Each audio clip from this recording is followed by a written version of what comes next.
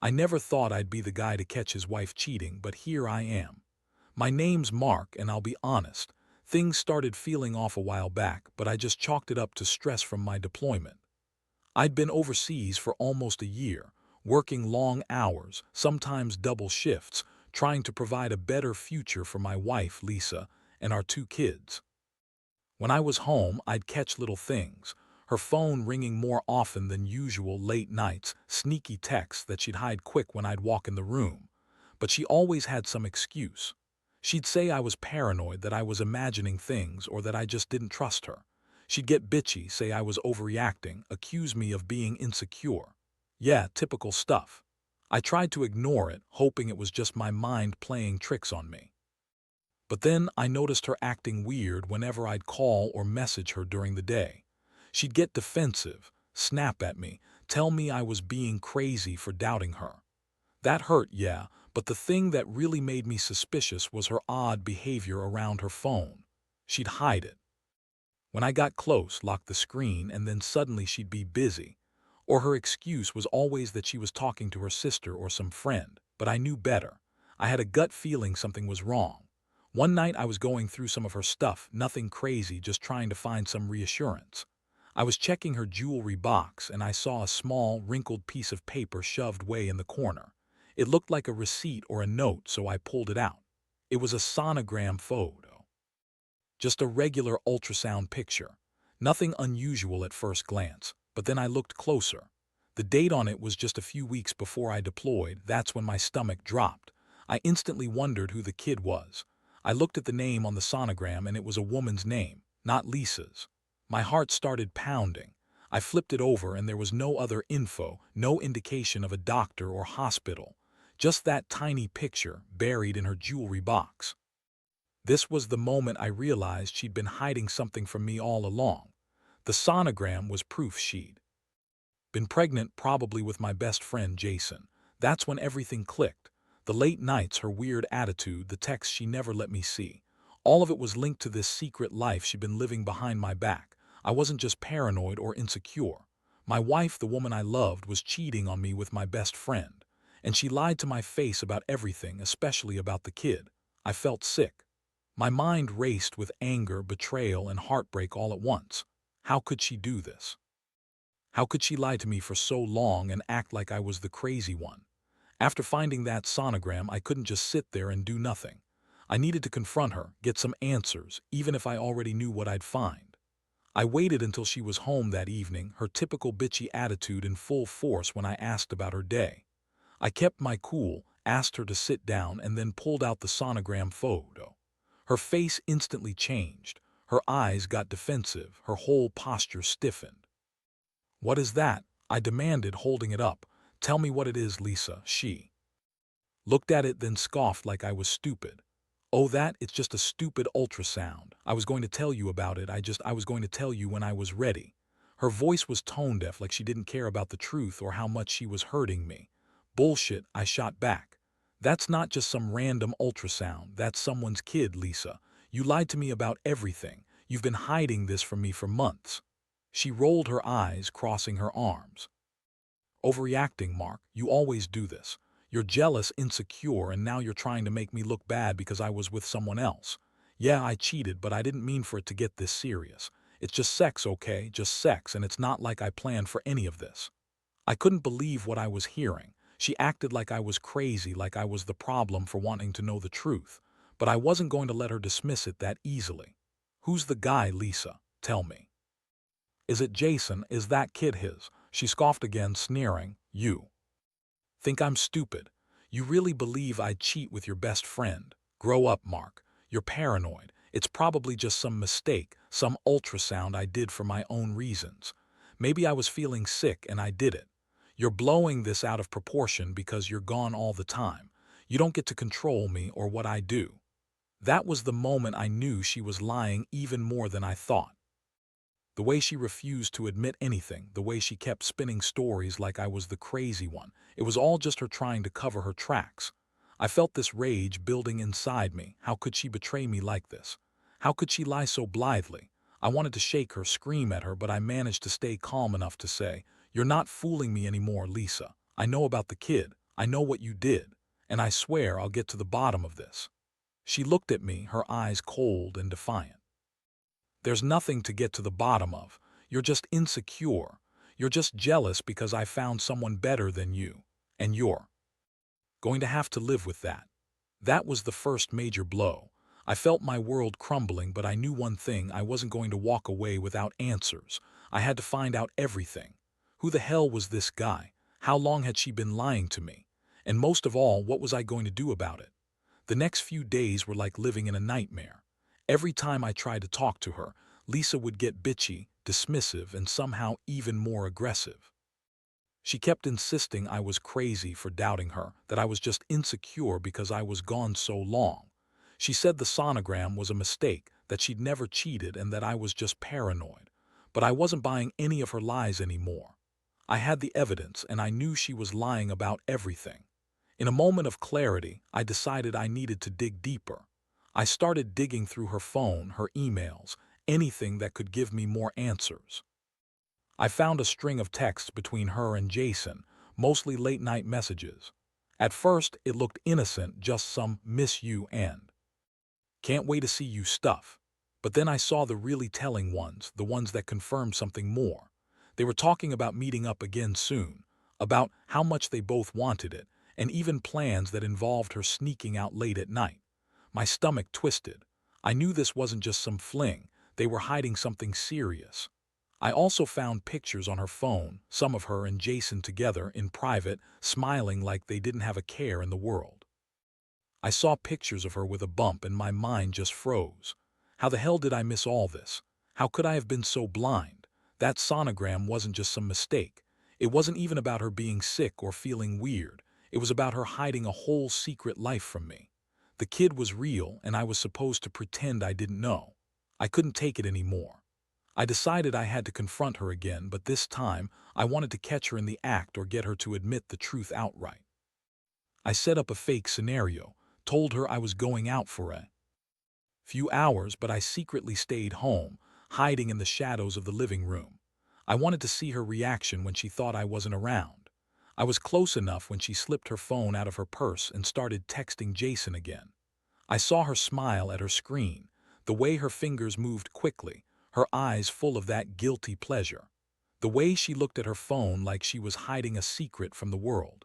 That was the moment I knew I couldn't hold this in anymore. When she finished her message, I stepped out of the shadows, my voice cold and steady.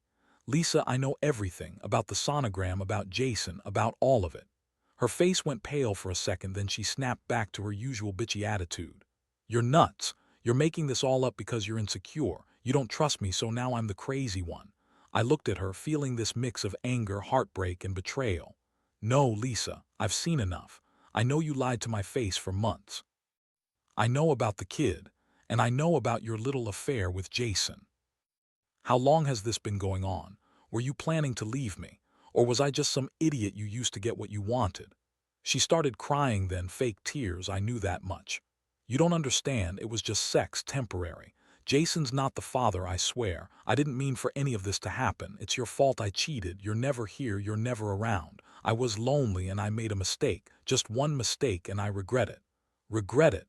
Yeah, right. That was the biggest lie of all. I looked her in the eyes and saw her trying to manipulate me once again. I realized I was done playing her game. I told her I needed some space, that I was done pretending everything was okay. I knew I had to make some decisions, whether to fight for this marriage or walk away for good. But one thing was clear: I was no longer the naive husband who believed his wife's lies. I'd been betrayed in the worst way possible, and I wasn't going to let her manipulate me anymore. The days that followed felt like a blur. I couldn't sleep, could eat properly. I was flooded with a mix of emotions: anger, sadness, betrayal, and a kind of numbness I'd never experienced before. I kept replaying everything in my head: her lies, her sneers, the secret sonogram buried in her jewelry box. How could I have missed all of it? How could I have been so blind? It felt like my entire world was shattered. I was supposed to be the one defending my family, fighting for us, but instead, I found myself confronting the woman I loved with proof she'd been lying to my face for months. In the middle of all this, I realized I needed to think clearly. I couldn't stay there anymore, not without some kind of plan. I decided to talk to my brother, Jake. I needed someone who knew me, who could give me some honest advice, someone I could trust not to sugarcoat things. When I told him everything, he was furious. Dude, she's been screwing around behind your back this whole time. And that sonogram, that's not just some accident. She's been lying to your face, playing you like a damn fool. His words hit me hard. I'd always believed I was a good husband, someone who was loyal and dedicated, but now I saw the truth. Lisa had been cheating on me for months with my best friend, Jason, and she'd been lying about everything. I felt like I'd been punched in the gut. I had to decide what to do next. Was I going to fight for her, or was it time to walk away and start over? I spent that night lying awake, thinking about the future. I knew I couldn't just pretend like none of this had happened. I needed to confront her one last time, get some closure, or maybe just to hear her admit everything. I also knew I had to protect myself legally and emotionally. I started looking into my options, talking to a lawyer, figuring out my rights if I decided to divorce, or if I wanted to fight for custody of the kids. I didn't want to hurt the children, but I also couldn't stay with someone who lied and cheated like that. The next day, I called Lisa. I told her I was coming over to talk. When I arrived, she was already waiting, her face a mix of defiance and guilt. I sat down and told her I knew everything, that I had the sonogram, the texts, the pictures. She tried to deny it again, but I cut her off. Lisa, I'm not stupid. I know you've been lying to me for months. I saw the ultrasound, I saw the messages, I know about Jason. And frankly, I don't know what I'm more pissed about, the fact that you cheated or that you lied about it all.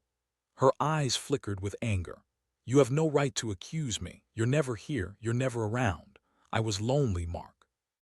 I made some stupid mistakes, and yeah, I regret them. But that doesn't mean I don't love you. I love the kids, and I want to work things out. I shook my head. No, Lisa, you don't get to spin this into some poor me story. You cheated, you lied, and you kept this whole secret from me. How can I trust anything you say now? How do I know you're not still lying? She looked like she was about to cry, but I didn't buy it. I told her I needed time to think, to figure out what I wanted. I told her I'd be staying at my brother's place for now. That was the last thing I said before walking out, feeling more broken than I ever had in my life. That night, lying alone in that empty house, I realized something. Trust, once broken, is almost impossible to fix. I'd been betrayed by the woman I loved and the man I called my best friend. I didn't know what the future held, but I knew I couldn't stay in that toxic, fake marriage. If I was going to move on, I'd have to do it with my head held high, even if that meant starting over from scratch. I just hoped I could find a way to forgive myself someday, for trusting her for so long and for letting it all get this far. The days turned into weeks, and I kept replaying everything over and over in my mind. The betrayal cut deeper than I expected. I thought about the sonogram buried in her jewelry box, the texts between her and Jason, the fake smiles, the lies. Every time I saw her face or heard her voice, I felt this gnawing ache. I knew I had to make a decision, either try to salvage what was left or walk away completely. Honestly, part of me wanted to fight for the marriage, but every new piece of evidence I uncovered only pushed me further away. I started seeing a lawyer to understand my rights. I didn't want to do anything rash: divorce, custody, finances. It all had to be sorted out. The lawyer told me I had grounds, especially with the proof I had, but I'd have to be prepared for a fight. Meanwhile, I also started therapy to help process everything. That was a huge help, honestly. I needed someone to talk to who wasn't emotionally involved, someone who could give me clarity. The more I talked, the more I realized how badly I'd been played. Not just by Lisa, but by Jason too. My best friend, the guy I trusted most, had been screwing my wife behind my back. That realization was like a punch to the gut every time I thought about it. One day, I bumped into Jason at a coffee shop. It was awkward as hell. We exchanged stiff hellos, and I could see the guilt in his eyes. I didn't say much. I just looked at him and said, "You and Lisa, huh? Thought you were my best friend." He looked down, fidgeted, and finally muttered, "I didn't mean for it to happen. I was drunk that night and she was just there." That was a lie, just like everything else. I told him I didn't want to hear his excuses. I knew this wasn't some drunken mistake. It was months of lies and betrayal. I told him I didn't want to see him again, that our friendship was over, and I'd be doing everything I could to protect myself and my kids. Lisa, meanwhile, kept trying to reach out, but I was done. I wasn't about to get dragged back into her drama. I told her I needed space, that I was going to focus on myself and the kids. I wanted her to understand that trust was gone, and I wasn't going to pretend everything was okay anymore. I knew I'd need time to heal, but I also knew I couldn't stay in a marriage built on lies and betrayal. One night I sat alone in my apartment, staring at the walls, thinking about what I'd lost and what I could still save. I realized that, despite everything, I had to put myself and my kids first. I had to be strong for us. I also realized I'd been a fool for trusting her this long, but at the same time I learned that sometimes people aren't who they seem. Betrayal cuts deep and it changes your entire perspective. I didn't know what the future held, but I was determined to get through it. I owed myself that much, at least, to try and rebuild my life from the wreckage she left behind. In the end, I made a choice I never thought I'd have to make. I filed for divorce, knowing that it was the only way to truly move on from the betrayal. The process was messy, painful, and full of legal battles, but I was determined to do what was best for me and my kids. I wanted to be honest with them, to protect them from the chaos, and to give myself a shot at rebuilding something real. It wasn't easy watching Lisa try to manipulate the situation, to spin her lies and make herself seem like the victim, but I stayed firm. I knew the truth, and I refused to let her or Jason rewrite my story. Looking back, I realize I've learned a lot from this terrible experience. Trust, once broken, is almost impossible to repair. People will betray you in ways you never expect, and sometimes you just have to accept that some relationships are beyond saving. What matters now is the future, learning to forgive yourself for falling for the lies and learning to trust again, slowly, carefully. I've come to understand that self-worth isn't about clinging to someone who doesn't respect you. It's about walking away, picking up the pieces, and building a life where honesty and loyalty still matter. I've also learned the importance of honesty with myself. I was naive enough to believe the best in her, to think love could conquer everything. But love isn't enough when there's betrayal at the core. The pain is real, and it lingers, but so does the strength inside me to move past it. Now I focus on my kids, my career, and finding peace in the chaos I survived. I don't pretend I'm completely healed, but I know I'm stronger than I was before. To anyone out there going through something similar, trust your instincts, gather your evidence, and don't be afraid to walk away if that's what you need. Some betrayals cut so deep that staying only prolongs the pain. It's hard to let go of what you thought was real, but sometimes you have to lose everything to find yourself again. I still have scars, but I also have a new perspective, one that teaches me that survival and resilience come from facing the truth, no matter how ugly it may be. And in the end, that's the only way to truly move forward.